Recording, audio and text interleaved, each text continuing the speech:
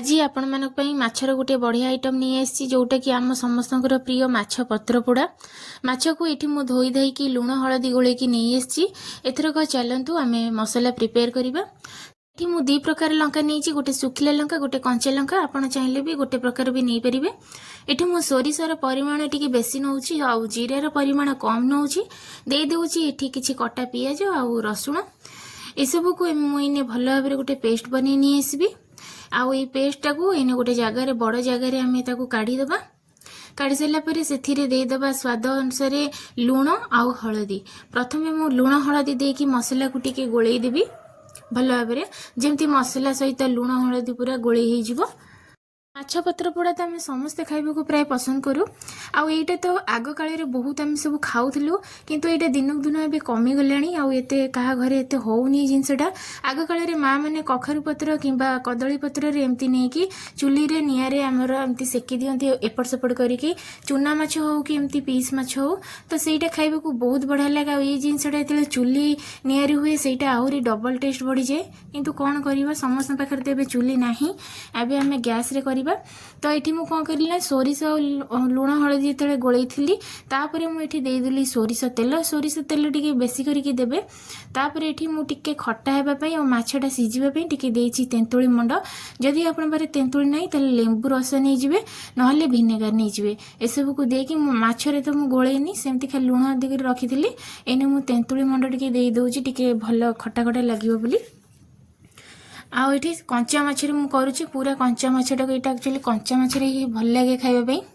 आउ जदि आपण मानक कंचा माछ खाइबा को एते पसंद लगुनी ताहले आपण माने आकु दी थर खंडे एपट सेपट करके भाजी भी नहीं पारिबे हल्का हल्का भाजी देबे ताहले भी तार टेस्ट भी बहुत बढ़िया लगिवो। तो यही जो मसला रे मु 4 पीस जाक माछ पूरा सब जाक दे देली देकी गोली की 5-10 मिनिट हम ताको रखीदबा।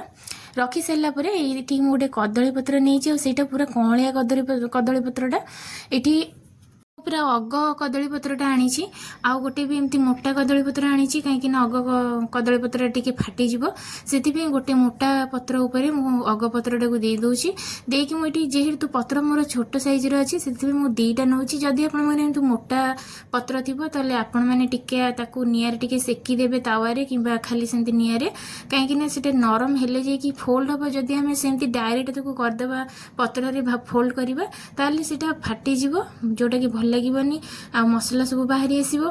तेणुक जितेबाला भी माछ मसला एमती करेंगे पत्र पोड़ा आग कदली पत्रटा को कौन करेंगे निआरे टिके सेकीदेवे। ये तो मुझे निआरे सेकिनी कहीं मोर कदली पत्र एत भी टाण नाला से मोर इजी रे हो जाऊला।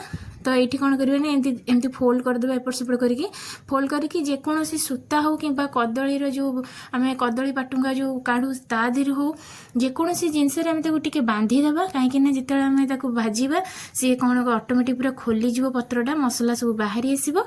ये मोर प्रस्तुत हो जाती सब बांधी देती पूरा सूतारे बांधी सारा पर ये गोटे मु तावा गरम करछि तावारे टिके अल्प टिके मु सोरिष तेल नहीं जाइथिली नहीं ताको पूरा हाई फ्लेम करके गरम करके ताको रखी तावा को टक टक पूरा गरम हो जाता से कौन कले सब माछ तक देकी पूरा गैस को लो फ्लेम करके माने लो टू मीडियम साइज रे रखीदेवे कहीं बेसी हाई करेनि कि बेसी लो करेनि करके ताको कभर करके आम एमती उल्टे उल्टे दबा जेपर्यंत पूरा मसलाटा लाल होना आसी आ माछ हो गले माने आपण माने जानी परिबे जेतेबेले करिवे सेते निहाती जानी परिबे माछ हेबा बड़ी बास्ना भी आसीबो तार गोटे मसलार।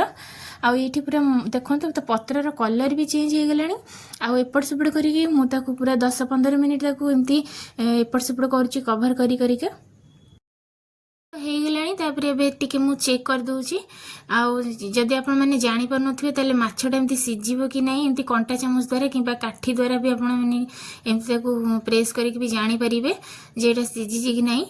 ସେଇଟା ଆପଣମାନଙ୍କୁ ବାସ୍ନା ହେଲେ ଆପଣମାନେ ଜାଣିପାରିବେ ଯେ ମାଛ ହେଇଗଲାଣି ବୋଲି।